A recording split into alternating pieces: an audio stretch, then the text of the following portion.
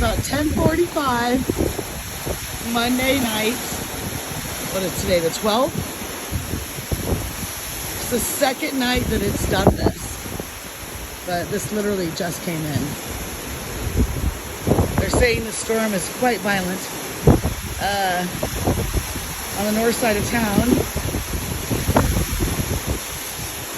Considering it was what, 116 today? So, I don't know. My LBMR friends and family, I hope you all have your stuff tied down. Kind of feels like we're getting a tropical storm or something. I guess they call that a monsoon.